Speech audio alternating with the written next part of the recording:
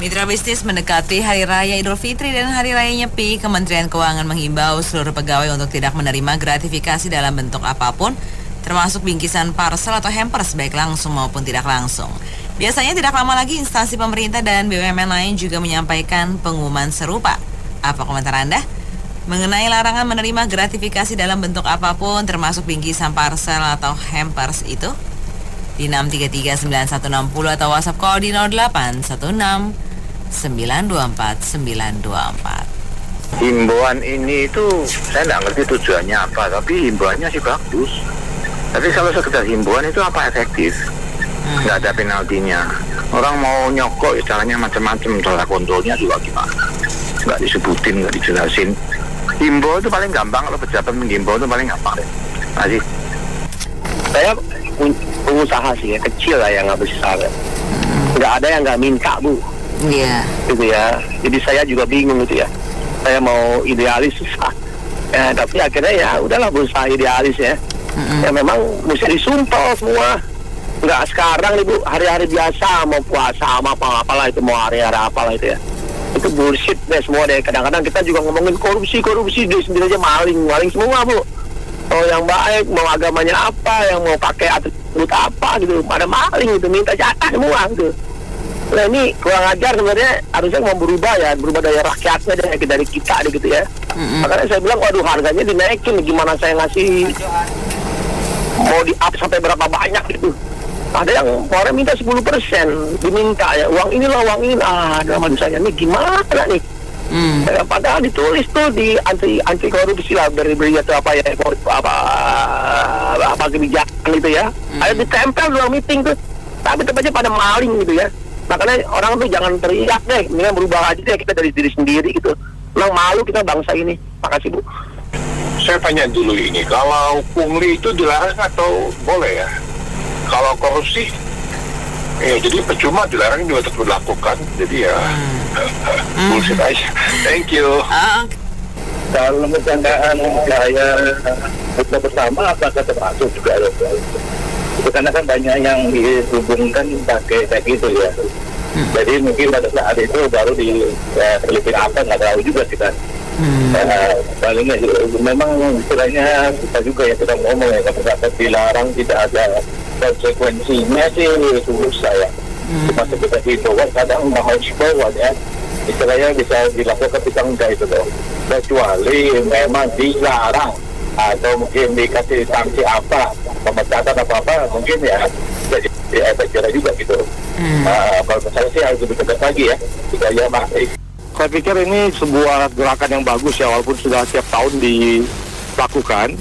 Jadi karena kalau Anda aparatur negara, baik itu ASN, TNI, Polri, pajak dan seterusnya, kayak saya misalnya, nggak bakal saya kasih ke Anda parcel. Untuk apa juga saya buang-buang uang 500.000, 1 juta, atau bahkan parcel yang 10 juta buat orang yang tidak ada kait-mengkait kepentingan buat saya. Kalau kita berteman ya tinggal kita janjian ketemu lah Pak, ngopi makan soto nanti.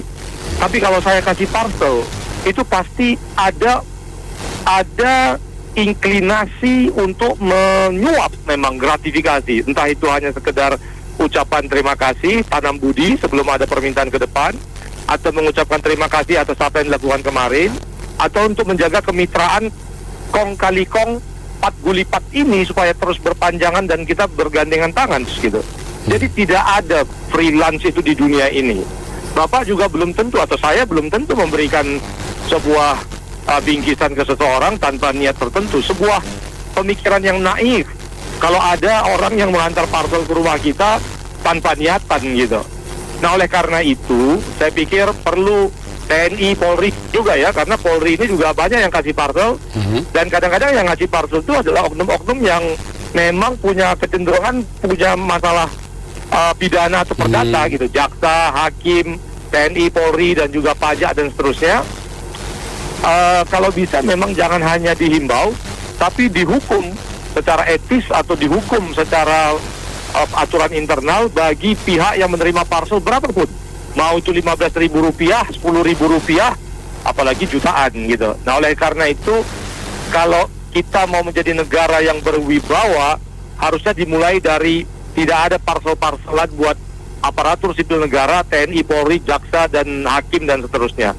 Karena sesungguhnya korupsi besar itu muncul dari korupsi-korupsi yang kecil-kecilan gini. Pertama kasih parcel, lama-lama kasih duit, kasih cewek, kasih rumah, ya pat gulipat gitu. Terima kasih.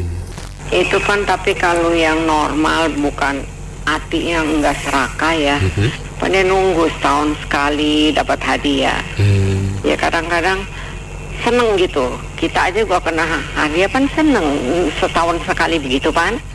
Iya, tapi kalau yang rakus itu, yang koruptor itu, yang nggak boleh itu. Habis kan kadang-kadang gimana ya kalau kita kan kadang-kadang kepengen nyenangin orang, kita setahun sekali, masa tiap hari kita kasih, padahal setahun sekali gitu. Kayak saya mau kasih kamu, kepengen kalau saya ada uang banyak sekali 1 M. Suruh jangan, gimana itu saya juga bingung. Kalau yang nggak boleh tuh koruptor sebetulnya ya. Kalau saya bilang tuh koruptor kalau nggak dimatiin atau nggak dihukum berat ya, itu maksudnya bangsa hakim dosa tuh. Habis yang dirugiin kan rakyat banyak. Dia mati satu, nolong ribuan rakyat tuh. Satu kalau saya bilang itu mana haram katanya, babi haram, itu lebih haram. Saya sih rasanya nggak bisa kalau nggak ngasih, karena kayaknya. Makasih ya. Iya, sudah saya ceritakan tentang waktu saya jadi Wakil Menteri Pendidikan periode tahun 2014-2019 itu mereka yang suka menyuap-nyuap dengan cara memberi parcel atau memberi suatu hadiah dalam bentuk lain, itu kadang-kadang memanfaatkan momen-momen tertentu. Misalnya hari raya, hari kemerdekaan, hari ulang tahun saya, seperti itu. Dengan tujuan-tujuan misalnya ingin mendapatkan proyek di dinas pendidikan, ingin agar keluarganya bisa jadi kepala sekolah, ingin agar keluarganya bisa menjadi dekan di universitas negeri, bahkan menjadi rektor di universitas negeri, kan yang memang presiden yang menentukan, tapi kan yang merekomendasikan kita yang menilai prestasi mereka kan. Di bidang Menteri Pendidikan dan Wakil Pendidikan kerjasama. Jadi mereka suka mengirim hadiah-hadiah tertentu termasuk parcel atau bentuk lain. Bahkan ada isi uangnya miliaran, Mas. Ada isi uangnya miliaran. Jadi biasanya menginginkan proyek di bidang pendidikan. Ada yang ratusan juta, ada yang puluhan juta. Dan memang makanannya istimewa karena dia merek-merek luar. Bahkan coklatnya pun merek luar. Ada sih yang merek lokal beberapa. Lalu ini kan walaupun mereka mengatakan ikhlas, tapi mereka nanti ujung-ujungnya nagih beberapa hari bulan kemudian menagih. Padahal awalnya mengatakan ikhlas. Jadi kalau kita sebagai pejabat negara, sebaiknya kita tidak menerima sogokan dalam bentuk apapun, walau dibilang ikhlas sekalipun. Karena posisi kita pejabat negara, kita tidak boleh bermain-main dengan posisi pejabat negara. Bukan sebagai rakyat ya. Kalau rakyat mungkin gak masalah ya, itu urusan mereka. Tapi kalau pejabat negara, aparat negara, karena kita tuh sedang tugas negara, ya kita menjalankan tugas negara sebaik-baiknya. Tidak melanggar undang-undang, tidak sewenang-wenang atau menyalahgunakan kuasa wewenang, tidak menjati rakyat. Prinsip saya seperti itu waktu dulu. Itu pun waktu saya dikembalikan lagi jadi polisi kan dapat jabatan, Komisaris Jenderal sampai pensiun ini tahun 2023. Itu Mas, kalau mau tahu, beberapa penjahat seperti bandar narkoba puluhan mendatangi saya untuk memberikan uang suap pada saya ratusan juta per bulan, dikasih rumah, dikasih perempuan, dikasih macam-macam, tapi saya tolak. Itu dari puluhan bandar narkoba. Masih ada lagi puluhan bandar judi online tidak online, saya tolak. Sama ngasih uang bulanan ratusan juta sampai miliaran, plus dikasih macam-macam benda, harta benda, bahkan perempuan, saya tolak. Germo-germo pelacuran Mas, dari yang kelasnya di daerah kota tuh, daerah orang luar Uzbekistan lah, orang Eropa, orang Asia, ada semua di situ. Sampai yang di Blok M, yang di daerah-daerah elit Jakarta, sampai yang di pinggir-pinggir jalan itu Mas, yang kecil-kecil itu datangi saya germo-germonya untuk meminta perlindungan agar mereka bisa operasi aman, tidak digerebek. Saya tolak, bahkan perempuannya sampai disuruh telanjang di depan saya suruh pakai baju, saya usir keluar. Itu fakta Mas. Seperti itulah godaannya jadi pejabat negara di negara kita. Jadi kalau kita posisi sebagai pejabat negara atau komisaris jenderal di angkatan, polisi atau tentara, sebaiknya jangan terima-terima seperti itu. Untuk agar kita bisa menjalankan tugas negara sejujur-jujurnya, sebaik-baiknya melaksanakan undang-undang. Takut pada Tuhan karena ada dosa, takut menjati rakyat karena kita digaji dan tunjangan kita makan itu sekeluarga dari uang pajak rakyat. Kalau saya pikirkan dulu gitu. Makanya pejabat seperti saya jarang-jarang ada. Karena yang lainnya ternyata kena suap dan kronian sama penjahat, kemungkinan seperti itu jadi oknum, dan sudah beberapa ketangkap kemungkinan seperti itu. Terima kasih, Assalamualaikum warahmatullahi wabarakatuh. Itu gratifikasi himbauan untuk pejabat rendahan. Itu pantasnya untuk koruptor di bawah 1 M. Di bawah 1 miliar itu ya perlu dihimbau. Gak boleh terima gratifikasi. Kalau korupsinya 1 triliun ngapain terima gratifikasi gitu, waffle. Ngasih cuma sogok 200-300 juta. Emang mah kecil. Jadi himbauan itu untuk golongan-golongan rendah lah, pejabat-pejabat rendahan. Gak mungkin lah orang 1 triliun mau ngasih gratifikasi apa? Hotel, perempuan kecil banget. Gitu aja. Gini ya, himbauan itu kan berarti ditaati, boleh nggak ditaati nggak apa-apa kan? Himbauan toh. Jadi ditaati boleh, nggak ditaati nggak apa-apa kan? Jadi gini lah ya, at least I'm appreciate minimal itu SMI mengingatkan, ngerti kalau itu nanti dianggap korupsi, gitulah kira-kira ya. Ya udahlah, saya sih menghargai itu ya. Akan tetapi apa mungkin yang lalu Pak Prabowo aja ngomong udahlah stop untuk korupsi, kembalikan uang korupsi kalian nanti diampuni, itu aja kan dimaki-maki katanya. Mana ada orang korupsi ngaku, mana ada orang, padahal sebenarnya Pak Prabowo itu udah buat gebrakan sebenarnya ya. Gebrakan apa? Satu, dia kan ngotot tuh walaupun diawali dari Pak Jokowi, yaitu membuat pangan mandiri. Jadi membuat pangan mandiri ya. Jadi buka-buka lahan-lahan untuk makanan kayak gitu, maksudnya untuk tanaman kayak gitu ya. Yang kedua adalah sebenarnya di daerah-daerah itu udah banyak jaksa agung yang nangkepin koruptor, banyak banget. Contoh yang terakhir, Halim Hali, Crazy Rich dari Palembang, itu nggak tanggung-tanggung memalsukan sertifikat. Dan Halim Hali ini adalah orang yang udah tua banget, yang jalannya aja dengan kursi roda. Bisa nggak dibayangin apa gunanya Crazy Rich, tapi kalau di hari tuanya mendekam di penjara. Ini yang jelas sudah ditangkap ini Bung Anto. Nah itu pemalsuan untuk jalan tol Bitung Tebing. Nah oleh kejaksaan, ya kan. Sudah gitu Pertamina Patra Marga, ya kan. Lah kemarin yang lucu, Pak Ahok itu kan diperiksa tuh. Keluarnya ngomong apa tahu nggak? Baru tahu.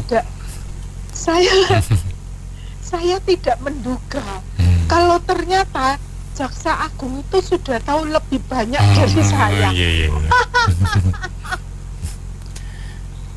Makanya toh, jadi orang tuh nggak usah koar-koar. Sebaik apapun Ahok ya, tapi dia masuk ke sarang yang salah, jadinya ya gitu luntur, gitu loh. Kenapa? Ahok itu dulu nggak kayak gini loh, sekarang tuh jadi kayaknya hitam udah bisa jadi putih, terus bisa ingkar janji. Artinya ingkar janji itu yang seharusnya dia tidak katakan tapi katakan, yang seharusnya nggak benar tapi dia katakan itu benar. Aduh, nggak tahu deh. Nah kayak gitu itu kan memalukan. Ternyata ibarat saya tuh cuma taunya sampai ke dengkul, ke maksudnya lutut. Ternyata Jaksa Agung udah taunya sampai ke kepala. Nah sekarang lu gimana cara menghadapi para YouTuber yang podcast ataupun TV itu gimana? Juga masih mau ngomong yang sama. Ternyata Jaksa Agung itu udah tahu lebih banyak daripada saya. Tapi yang jelas kan orang-orang juga ngomongnya katanya, oh ini pengalian isu, terus yang dilariin ke Pak Erick Thohir. Itu atas rekomendasi atau atas perlindungan Erick Thohir, Boy Thohir, terus sama siapa satu lagi penyidik Karyanto kayak gitu. Terus di take down. Yang posting itu pertama kali di take down itu. Nah setelah di take down sekarang ada akar-akar lagi yang Karyoto yang diserang kayak gitu. Aduh udah deh. Jadi gimana ya, susah lah kalau mau ngomong memberantas korupsi kayak gitu ya. Contoh lagi ya, Ray Dalio itu yang penasehat daripada Danantara itu juga kan ngomongnya fokus ke apa? Satu, partai politik terlalu banyak. Dua, korupsi. Nah, coba Bung Anto, gimana? Terus tiga, ormas. Bayangin ini Ray Dalio orang Amerika yang mana kelasnya itu sekelas George Soros, itu bisa mengatakan Indonesia ini problemnya itu. Lah artinya apa? Korupsi kita itu kan sudah masuk ke tulang belulang atau ke nggak tahu lah apalah ke dalam tubuh kita yang udah meresap, udah sulit untuk dibersihkan. Nah sekarang dan celakanya lagi, Ray Dalio itu mengatakan contohnya adalah Lee Kuan Yew dan siapa tuh ya, si Jinping bukan sebelumnya Deng Xiaoping. Lah, iya. Bayangin contohnya itu padahal Deng Xiaoping itu terkenalnya dibenciin orang gara-gara dia peristiwa Tiananmen dan sebagainya. Padahal sebenarnya yang dibuat jadi abu itu banyak orang, nggak cuman peristiwa Tiananmen aja. Dan yang dibasmi itu juga termasuk ormas. Jadi berarti dulu itu China itu juga sama kondisinya seperti Indonesia saat ini, gitu loh, sama. Cuman di China itu ada yang reformasi dan berani reformasi. Lalu apakah kita berani? Sebaliknya sekarang, yang lalu kan saya udah ngomong sama Bung Anto juga toh, masalah ormas saja, kenapa pihak aparatur negara itu kok nggak berani membersihkan, dan Pak Prabowo itu kok juga diam aja, terus menteri-menteri yang lainnya kok diam aja ya. Ternyata yang hengkang dari tempat kita itu udah banyak, Jepang dan Korea, di Bekasi dan Kerawang, lalu di Batam juga ada, itu untuk yang di Eropa dan Amerika. Nah, terus nikel juga ada yang hengkang, RRT dan Jepang. Terus sekarang diisukan BYD mau hengkang karena sudah dipersulit, dan mempersulitnya itu mereka mau direkrut sebagai tenaga kerja. Bisa atau nggak bisa dia nggak mau tahu, pokoknya kayak gitu. Terus habis itu pengadaan limbahnya mau diambil oleh para ormas ini. Terus keamanannya, bisa nggak Bung Anto membayangkan kalau ormas udah cawe-cawe ke dalam tubuh daripada perusahaan, apalagi yang namanya BYD itu udah super high technology. Kalau tenaga ormas dimasukkan tuh jadi apa? Tapi kenapa sekarang yang investasi hampir 12 triliun, tapi kok yang namanya Rosan-Roslani itu kok nggak ada suara juga. Terus Pak Prabowo kok juga nggak ada suara juga. Emang nggak berani berantas ormas? Kalau memang berani dan mencontoh Cina, ya sekalian dong, nggak usah susah-susah. Di sana di Cina itu tentara-tentara yang tua-tua dan yang korup-korup itu juga dijadiin abu. Lah, sekarang kita berani nggak korban seperti itu? Kalau nggak berani, sudahlah, nggak mungkin dari tukang becak dibawa sampai tukang parkir dan sampai ke atas semuanya korupsi. Terima kasih. Iya, kan ini mah urusan yang udah dari bertahun-tahun ngomongin gratifikasi, tapi ya tetap aja nggak ngepek ya. Contoh nih, saya kan driver online ya.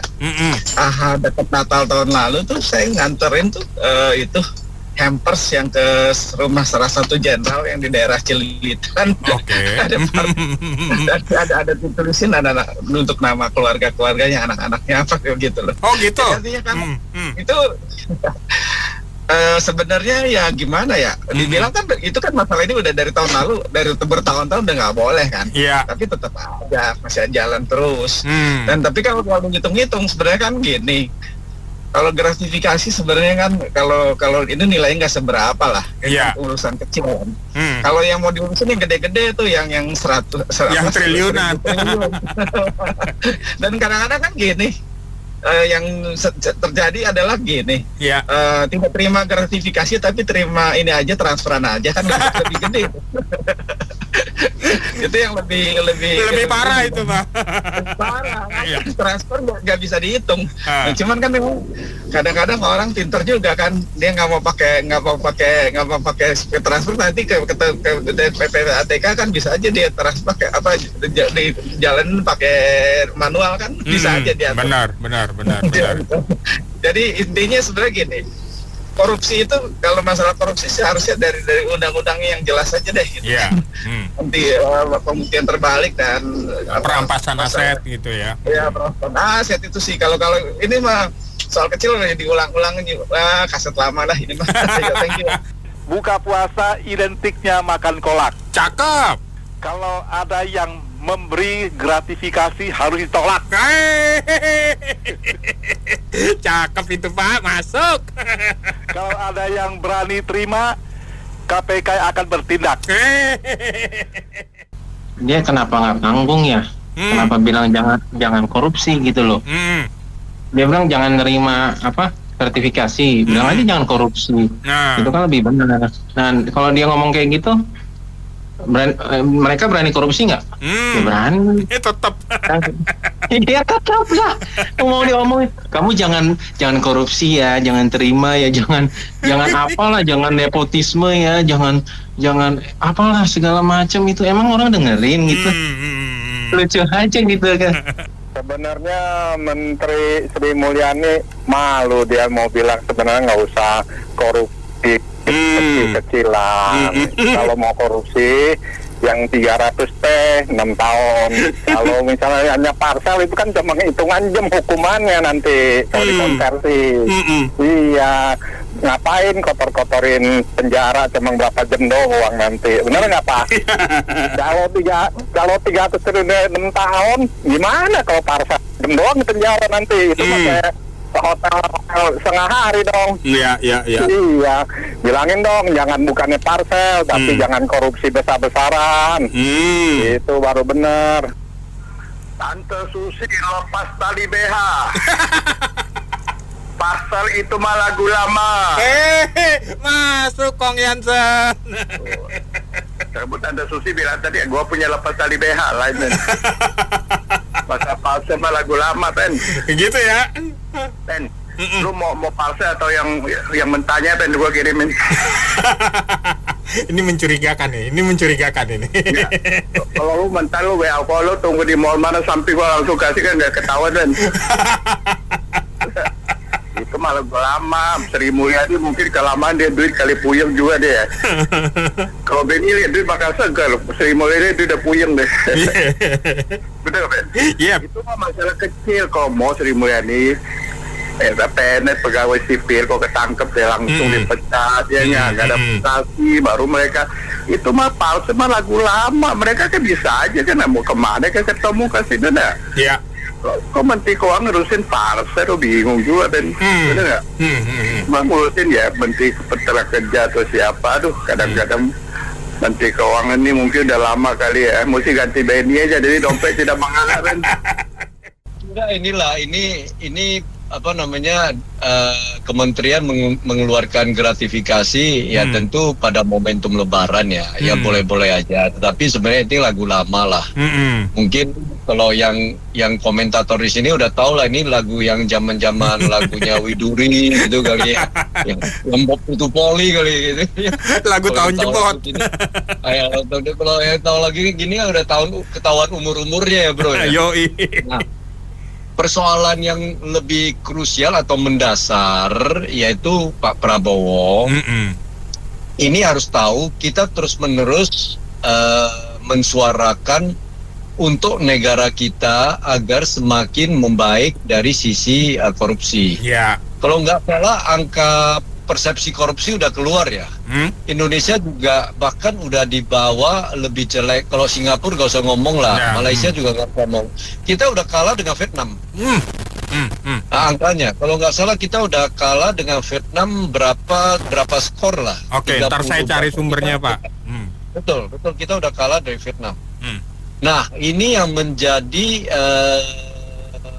pekerjaan Pak Prabowo, karena saya percaya beliau kan berapa kali statementnya sangat-sangat meyakinkan dan beliau juga mengatakan ingin meninggalkan nama yang harum. Tetapi tentu saya juga yakin beliau juga tersandera oleh kondisi situasi. Nah, tolong beliau jangan menelurkan kebijakan atau subsidi terus-menerus untuk guru lah, kemudian lantas untuk makanan bergizi lah. Itu apakah tidak baik-baik, tetapi itu menyenangkan yang di bawah. Tolong diperhatikan, sekarang ini kelas menengah udah gerah. Kelas menengah terus-menerus mengutarakan bahwa kondisi negara ini tidak baik-baik. Korupsinya itu semakin parah. Walaupun banyak yang diungkap, kita belum lihat satu keseriusan pemerintah. Dalam ini pemerintah Prabowo untuk memperbaikinya.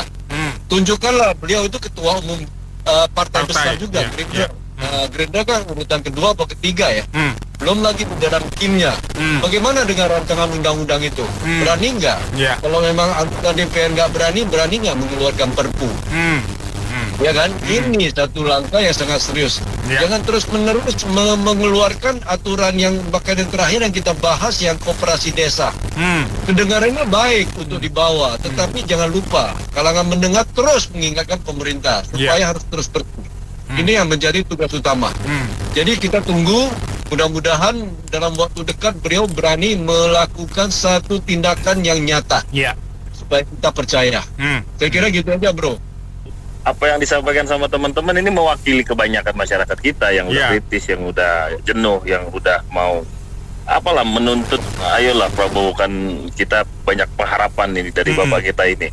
Maksudnya kalau semua stakeholder kayak Pas FM ngasih ruang buat masyarakat menyampaikan hal dan ada copy paste dari yang kayaknya menarik gitu. Konsistennya sih penting kalau buat corong-corong begini, biarin yang lain pikirin bagaimana cara ngerubah ide apa segala macam, meng-create supaya nggak ada program yang harusnya buat pencapaian lebih baik tapi justru malah jadi ladang baru gitu kan. Jadi kita fight lewat yang kayak begini dulu nih, corong-corong begini. Pas FM luar biasa deh, semangat buat Pas FM deh. Pick up terus, terima kasih. Terima kasih. Mau tanya, kan kalau tiap kali pembicaraan Anda bilang mudah-mudahan didengar ini ya, yang punya topik sama yang di atas ya. Kayaknya nggak pernah denger kali ya. Mungkin dengar Pak. Pastinya Pak, gitu. Pastinya didengar Pak. Cuman dia gini, ya elah di radio katanya. Biarin lah dia ngomong apa. Ini Pak, kalau mengenai hukuman mati korupsi, ya kita voting aja. Indonesia dari Sabang sampai Merauke. Gua jamin, berapa sih penduduk sekarang? 260 juta ya? 270-an Pak. Wah, 270 jutaan ya. Yang nggak setuju paling 10.000. Ya udah, jalanin hukum mati, selesai. Ya, yang nggak setuju sama hukuman mati gitu ya Pak ya. Paling 10.000. Sisanya setuju, percaya deh Pak. Mau apa lagi? 10 tahun Indonesia langsung maju Pak, negara emas. Betul. Selesai. Kalau nggak sampai 80 turunan juga nggak bakal maju Indonesia. Oke bos? yang namanya gratifikasi itu kalau isinya kotak kunci mobil, batangan emas. Kalau cuma biskuit, sirup, ya itu bukan bergratifikasi, Bos. Iya, itu mah amal jariah ya. Ya, cuma mau komen aja. Zaman dulu ada teori Isaac Newton. Ya kan, benda bisa jatuh karena ada gravitasi. Iya, benar. Zaman sekarang pejabat bisa jatuh karena gratifikasi. Why Isaac tangis. Iya. Itu aja Om Ben. Oke, cakep Pak. Cakep Pak Jo. Ini topik gimana ya, Bro? Yeah. Kemarin lu kalau jadi pembicara di analisis bursa harus pakai sertifikat. Hari ini lu nggak boleh terima paket. Gimana judulnya masa depan jadinya? Loh.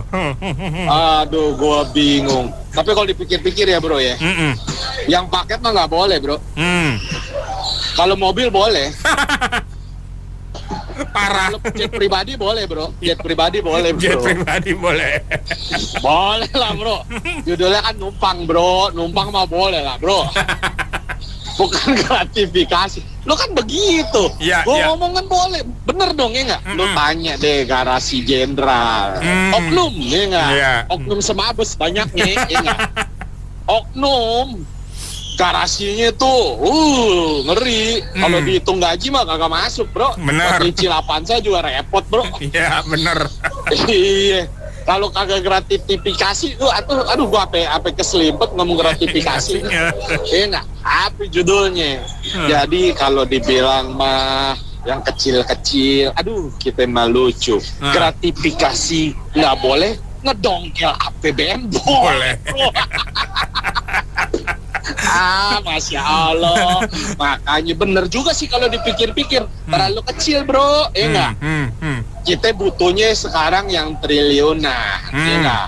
Kagak main lagi yang miliar. Miliar mah cuma bisa buat ngopi doang, Bro. Ya nggak? Apalagi yang cepeceng ya. Aduh, kagak dilihat, Bro. Secara yang bini kelima kampanyenya mahal kan, Bro. Lu tahu sendiri. Aduh, gua kalau ngomong nih mulut gatel banget rasanya. Aduh, puasa batal kali ya, Bro, kalau begini mah ya. Ih, dia ketawa. Kan bener ya nggak? Kita ini munah, Bro. Yang kecil kagak boleh, yang gede boleh, Bro. Ya nggak? Aduh, emang ngenes rusak ya udah serusak-rusaknya ya nggak? Udah hancur ya sehancur-hancurnya. Kalau kita pikir-pikir ya, aduh, mana sih yang bener sih? Mulai, kita udah bilang, kita ulang terus tuh. Pertamax lah, minyak goreng lah, LM lah. Sekarang Antam pemimpin klasemen Liga Champion korupsi lah tuh. Aduh, ya nggak, keduanya Pertamina.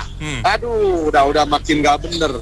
Jadi kalau dibilang yang kecil-kecil nggak boleh, deh kita mah aja lihat nonton. Kemarin ngomong, saya mau presiden, mau apa Pak? Ya nggak?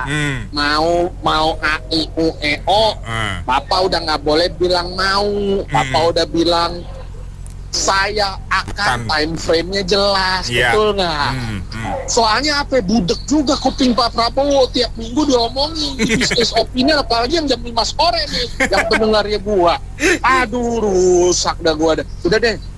Ini kalau masuk ke kantong Bung Benny nih, waduh. Nggak jadi Menkeu ini. Waduh, bahaya ini. Salah satu aspiran yang tadi memberikan nih. Oke.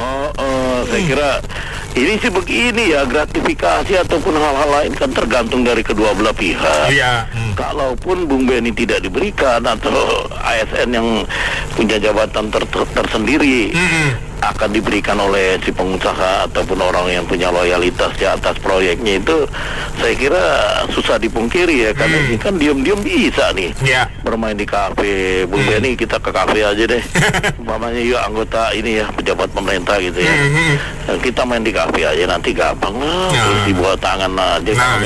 Ini kan nggak tahu yuk. Yang tahu kan Sang Halik yang di atas itu. Benar.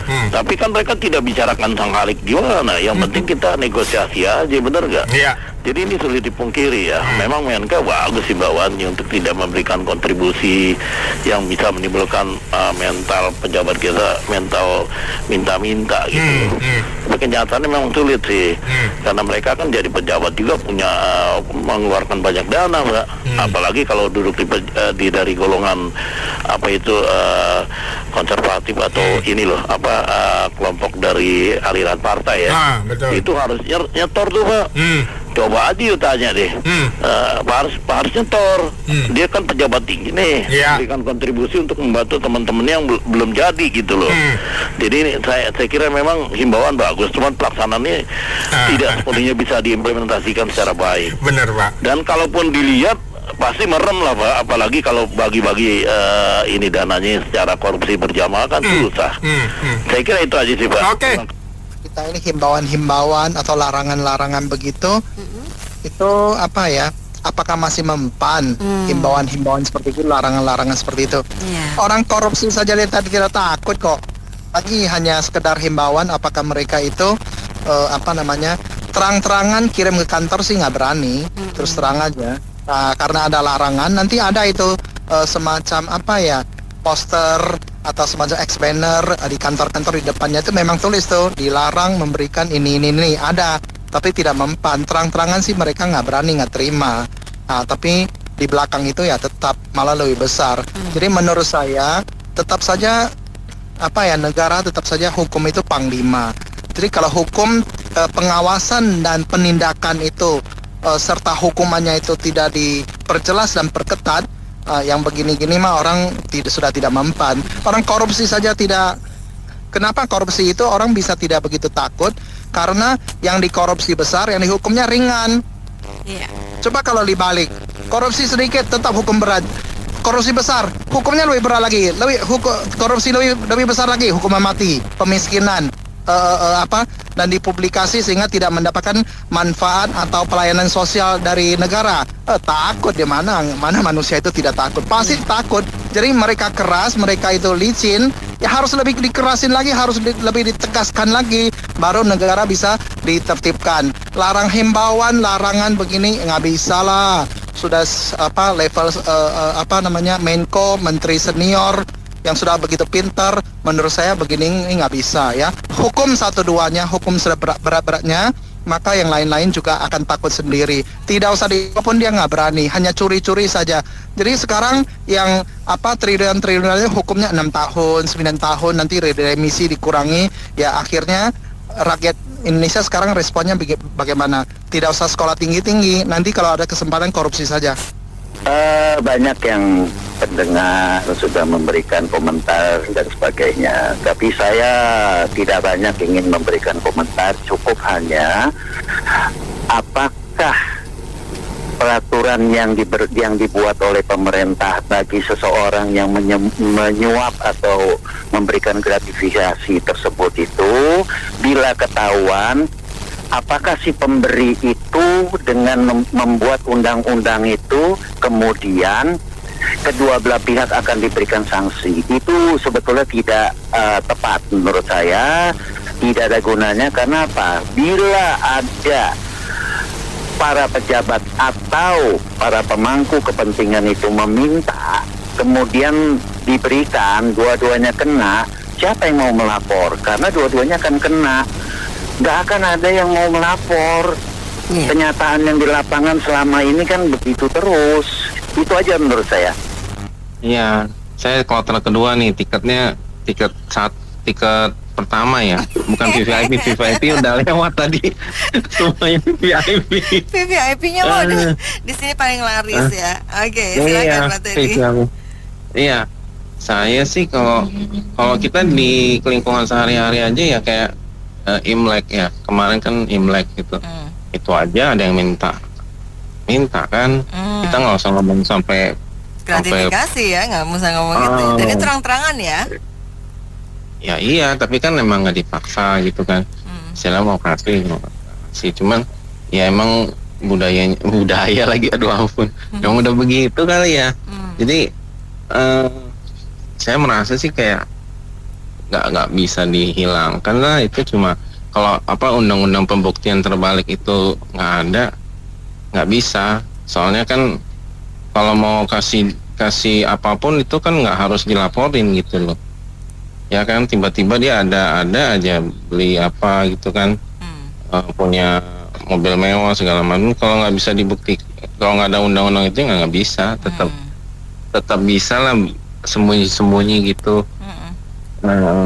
Jadi saya sih merasa kayaknya kasus suap-suap gini, korupsi ini gimana ya, saya merasa kayak dunia ini mungkin nggak ada yang benar-benar bersih sih.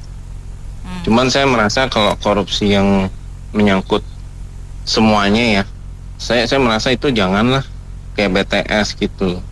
Misalnya kita mau ke daerah mana yang jauh gitu ya. Semua kan merasakan ini. Misalnya ada pejabat dia mau ke daerah, dia gangguan koneksi, dia kena juga kan. Udah itu kayak korupsi misalnya yang buat sungai itu kan, mau dibenerin gitu kan, uangnya nggak dipakai buat itu, dikorupsi, banjir semua kena gitu loh, ya kan. Belum lagi yang pertambangan mereka nggak mau dibenerin lagi kan, kalau misalnya udah rusak kan dia harus kembaliin lagi, semuanya kena. Menurut saya ya korupsi kayak gitu dipikirlah gitu loh. Bukannya kita untung, kita nggak kena juga, kita bisa kena juga akibatnya gitu loh. Jadi maksud saya udah terlalu parah sih ini, sampai mereka nggak sadar gitu. Dia merusak dia sendiri kan tinggal di Indonesia gitu loh. Kena juga gitu loh. Harusnya dipikir lah gitu, jangan sampai demi keuntungan ini kamu tinggal di sini, kamu juga kena akibatnya gitu loh. Kalau yang korupsi lain, saya rasa nggak bisa dibersihin lah. Tapi ini udah terlalu parah sih, itu mana? Oke. Ya gini, kalau parcel itu kalau di kampung dulu lagi saya masih kecil kan itu tradisi untuk ngasih tahu anaknya ini saudara kita. Jadi itu fungsinya untuk memberitahu lah itu masih saudara gitu kan. Kalau anak-anak sekarang kan nggak tahu. Masalahnya kalau di Jakarta itu kan memang itu mentalnya pejabat. Dia itu kalau minta itu nggak malu gitu.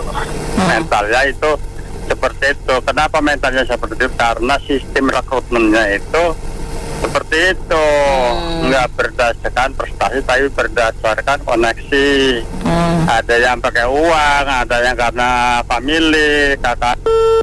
Saya itu sebenarnya ini ya, bosan dengar berita himbauan kayak gini gitu. Kayaknya himbauan kayak gini tuh apa ya? Basi ya. Hanya diulang tapi tidak ada perubahan gitu loh. Jadi kayak seperti seperti anak kecil seperti ibu nyuapin anak kecil aja gitu loh. Jadi harus diingatkan, harus diginiin, harus diapain gitu kan. Dan itu tidak ada istilahnya perubahan yang sebenarnya masalah ini udah selesai gitu loh. Nggak ada himbauan lagi, dan harusnya baik itu pejabat ataupun kalangan PNS itu harusnya sudah paham gitu loh, nggak perlu dihimbau-himbau lagi gitu kan, nggak perlu juga Menteri Keuangan itu ngasih tahu juga gitu loh. Jadi menurut saya sih kok kayaknya kita itu hanya jalan di tempat gitu loh. Negara mana tuh yang Tiongkok ya? Tiongkok sudah nanti 2030 ya? Iya, mendarat di bulan. Sudah mau mendarat ke bulan ya. Nah, artinya kan mereka sudah bisa berjalan. Jadi masalah-masalah kecil-kecil itu udah selesai bagi mereka gitu kan. Yang penting mereka maju, memikirkan masa depan berikutnya apa.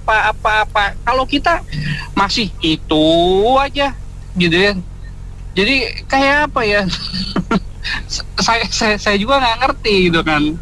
Harusnya sudah selesai gitu loh. Harusnya sudah selesai. Ibaratnya kalau melihara singa itu, masa sih singanya kecil melulu? harusnya kan ada sudah selesai masalah itu dan kita pemerintahan ini berpikirnya tuh lebih maju, lebih istilahnya oh iya mana ya yang harus saya lakukan, mana yang saya tidak boleh lakukan. Jadi nggak perlu ada himbauan-himbauan lagi. Menurut saya itu seperti anak kecil, gitu kan. Jadi apakah perlu diretret semua atau gimana? Atau mungkin semua udah aja PNS pensiunin aja dah, gitu kan. Ganti aja itu sama purnawirawan aja dah semuanya. Disebut semua ya. Kalau lagi mau sidang bawa teken semua. Lah ini kan bicaranya kalau himbauan itu kan berarti kan orang yang sudah mungkin yang sudah lansia, nah itu dihimbau gitu kan. Orang ini kan banyak yang masih sehat gitu kan. Masih belum pada pensiun, masih dihimbau lagi, capek gitu kan, capek deh gitu kan. Oke, jadi tadi ini negatif, aku mau dukung aja. Oh iya wes, oke gitu dong. Jadi ada rasa yang berbeda. Sok. Jadi gini, ada pepatah itu ribuan kilometer dicapai dengan satu langkah kecil dulu. Kalau nggak langkah kecil pertama itu nggak akan jalan, nggak akan sampai. Setuju. Jadi ya gratifikasi memang receh ya, tapi itu basic sekali. Karena tahu kan sifat dari orang kita itu kan kalau dibaikin itu akan sangat gimana ya, jadi hutang budi gitu ya, reciprocation ya. Iya. Jadi timbal balik hutang budi. Jadi itu bisa mempengaruhi profesionalitasnya. Jadi nanti akan bekerja dasarnya keterkaitan lah, terikatannya itu loh. Jadi ya itu hal-hal kecil gitu. Itu perlu, kalau menurut saya perlu. Jadi ya kita apalah dukung lah, walaupun itu cuma himbauan dan lain-lain segala macam, ya oke lah. Dari tadi kan banyak ngomong bandingkan misalnya China udah ke bulan lah apa. Kebetulan semalam aku nonton CGTN ya, TV sana. Itu bahas mengenai AI diterapkan di pertanian dan aku benar-benar berpikir bahwa kenapa kita nggak lakukan seperti itu. Simpel kok, dia teknologinya simpel. Kalau aku lihat dia misalnya penyemprotan anti hama itu itu pakai drone dan lain-lain dan dibahas cuma cukup satu HP aja loh, dan produktivitasnya itu 40 kali lipat dari yang biasa loh. Iya betul. Jangan ngomong kita nggak bisa loh. Siapa bilang orang kita itu banyak yang jago loh. Misalnya Habibie, ya kan? Terus yang bikin teknologi cakar ayam. Terus COVID kan kita ingat Karina Joy itu, ya enggak? Nah DeepSeek Mbak Nena, DeepSeek itu ada orang Indonesia loh, jangan salah loh. Namanya Wando Gunawan. Aku bukan tahu persis dia orang Indonesia, tapi dari namanya cari deh. Yang namanya Gunawan ada nggak di negara lain kalau bukan dari Indonesia? Bacanya beda juga, susah kalau negara lain Junewen gitu. Jadi itu di DeepSeek itu ada orang Indonesia. Cuma dia dari Universitas Melbourne. Kalau nggak salah dia sekolah robotik atau mekatronik gitu di sana. Rekrut sama bos dirinya DeepSeek. Itu ada di timnya di situ. Jadi aku lagi mikir ini cuma kalau pemerintah kita kan mau swasembada pangan segala macam ya. Coba deh yang kayak gitu-gitu diterapkan. Karena Tiongkok tuh maju bukan karena yang canggih-canggih juga, tapi aplikatifnya itu loh, basicnya itu dulu, baru dikembangkan yang sampai yang ke ruang angkasa. Ya saya melihat gini lah, bahwa himbauan ini baik nggak, tentu baik, tetapi tentu kita merasa basi ya.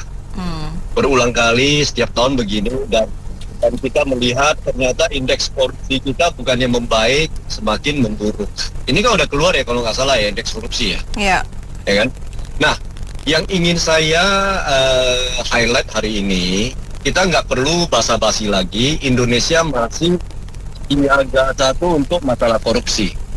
Itu real, nyata. Ini adalah tugas Pak Prabowo. Saya hanya mau mengingatkan Pak Prabowo, hati-hati. Beliau punya kebijakan belakangan ini cenderung agak sedikit ke masyarakat bawah kebijakannya. Saya khawatir ini menjadi suatu aktivitas yang sifatnya hanya membungkam. Karena ada beberapa negara, strategi politik itu salah satunya begitu.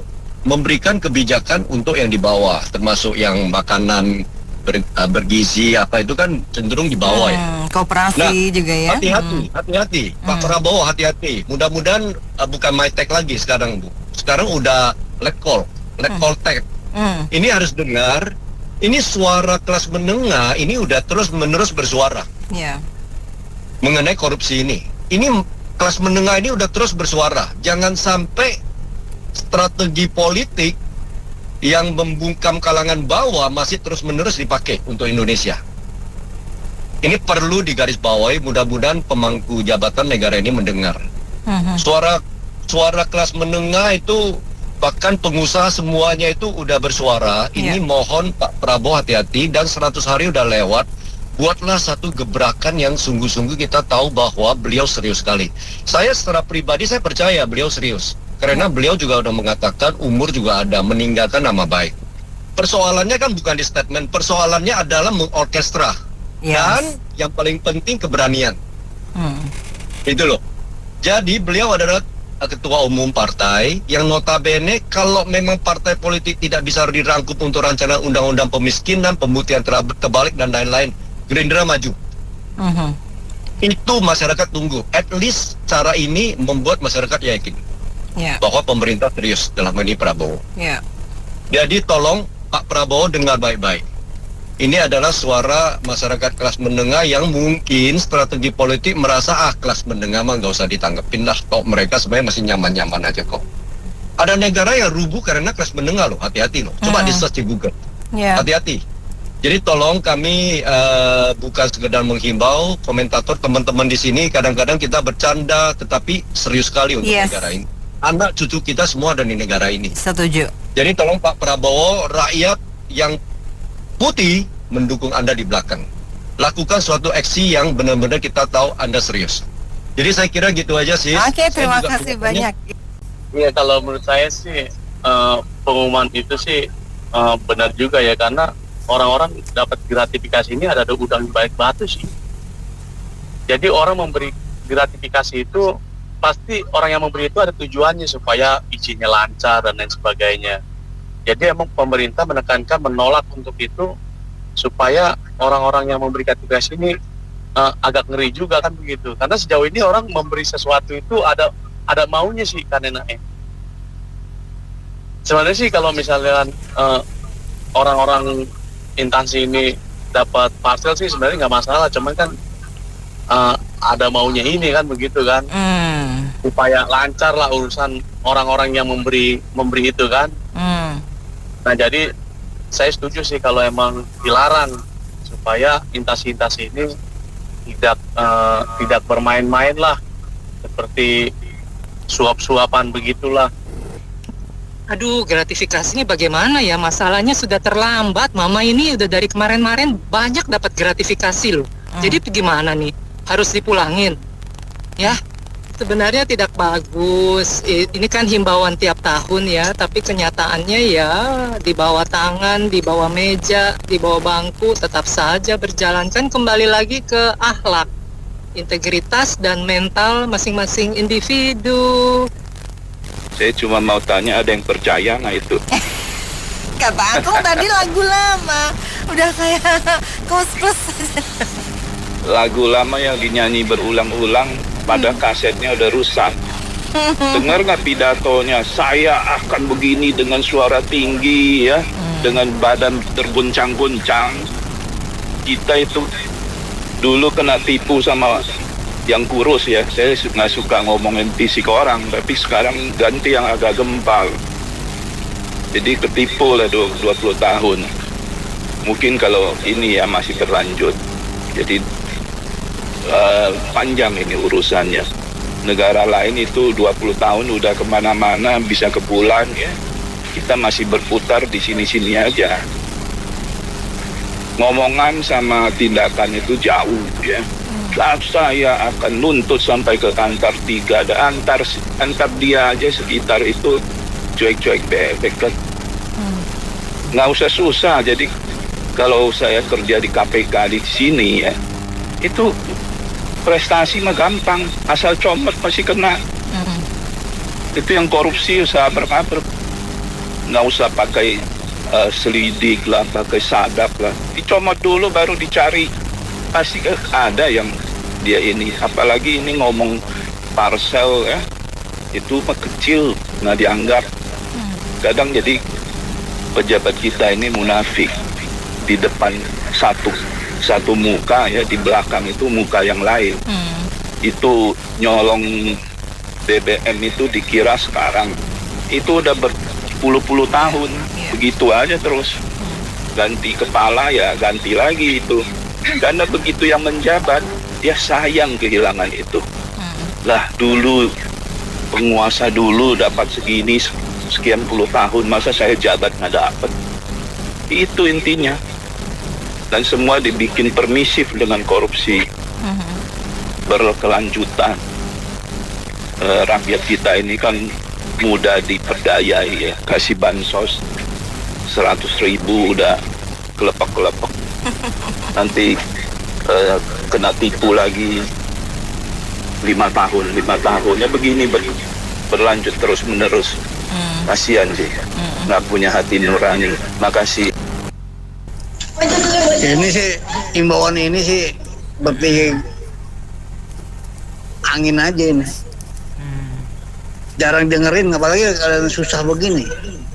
Sulit untuk ditaatin. Banyak nggak taat lah. Ini cuma himbauan begini, nggak ada tindakan tegas juga.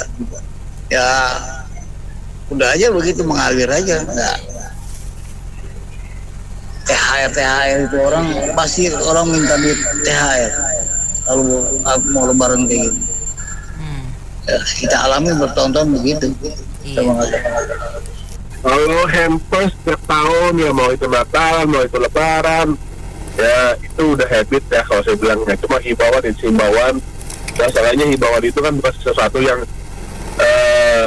dilarang ya, hanya himbau tidak menerima gitu, bukan menjadi sesuatu dilarang ya, tidak boleh menerima nih keluar peraturannya. Nah itu kan nggak cerita ya gitu kan. Nah kalau himbauan itu masih, kalau dikirim ke kantor nggak boleh ya, dikirim di rumah masih kita terima kok. Nah emang ada yang tahu begitu kan. Iya. Itu satu. Kedua, dalam bentuk transferan juga bisa nggak? Bisa. Atau bentuk saya ketemu di muka dikasih cash under table, kita tahu nggak tahu juga. Tapi namanya udah hari raya, udah pasti kok itu, ya kan. Itu bukan sesuatu yang bisa dibilang jadi dari hanya himbauan tidak boleh gitu kan. Tapi tetap diminta gitu loh. Dapat dikata, wah kalau gue nggak kasih nanti next ke depan bisa gue jauh nih dari proyek nih gitu kan. Bahasa kan gitu, bahasa kan ada timbal balik gitu loh. Ada sesuatunya gitu kan, pengharapannya ya. Cuman balik lagi tadi ya kan, himbauan disimbawan, tapi bukan perancangan saja satu peraturan yang keras gitu kan. Karena ya peraturan yang keras tadi kan tanda petik gitu loh, ya kan, bahkan karena plus minusnya ada nih gitu loh, dilarang untuk jadi hampers, ya kan, tapi jadinya apa? Jadinya terpetung gitu loh, ya kan, uang, sokokan, ya segala macam.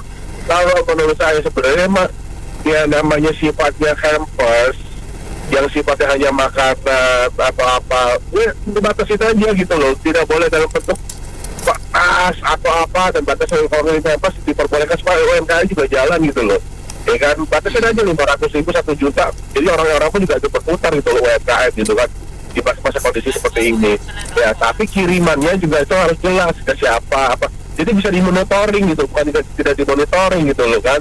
Demonstrasi ya kesempatan UMKM juga untuk berkarya lah, untuk bisa berkembang lah gitu loh saya. Itu aja sih, terima kasih. Kalau pendapat saya sih, saya kan lebih objektif ya Bu ya. Sah-sah aja sih kalau mereka menerima gratifikasi selama kemampuan kerja mereka benar-benar profesional. Pengertian profesional ini kan kita berterima kasih Bu atas kontribusi mereka sebagai aparatur negara dan menjabat itu dengan benar-benar menjalankan amanat konstituen. Dengan begitu kan pengertian kita sebagai masyarakat ya benefit segala macam terima kasih itu sama halnya dengan seperti mereka dihukum tembak mati oleh eksekusi hakim rakyat yang paling miskin sekalipun mereka terselamatkan, diampuni. 80 atau 70% mereka bilang hakim rakyat paling miskin itu mengampuni dan dia diberikan gratifikasi. Tanda terima kasih itu pengertiannya kan Bu. Ada yang harusnya diperhatikan masyarakat dunia maupun nasional terhadap terima kasih itu sendiri. Jadi saya berpikirnya kalau mereka benar-benar memberikan benefit kepada bangsa kita, yaitu rumah sakit, pendidikan, selain sebagai pengangguran sekalipun digaji, itu artinya mereka berpredikat atau berperingkat baik lah dalam kualitas SDM kita. Tapi kenyataannya enggak. Itulah yang menurut saya imbal baliknya wajib malu yang disuarakan masyarakat yang banyak itu ya. Moral bangsa kita itu harus dibenahi. Mungkin begitu lebih tepatnya Bu. Kayaknya itu lucu tapi nggak lucu Nora. Soalnya gini, jangan kata dikasih nggak mau, nggak boleh. Rampas aja mau, todong aja mau, koruptor aja duit orang juga disumpetin mau. Apalagi yang kayak gitu-gitu dosa nggak kayak gitu mah nggak dosa tuh ya koruptor tuh. Kalau dilepas tuh koruptor, kalau dilepas tuh ya yang lepas tuh dosa kalau saya bilang sih. Iya dong. Kalau dia hukum mah baru dia doksanya rakyat. Diampuni. Ya makasih ya. Oke, terima kasih Bu Wati atas opininya. Baik mitra bisnis, demikian sesi Bisnismen opini untuk hari ini. Terima kasih yang sudah memberikan opini. Saya Anita Wijaya.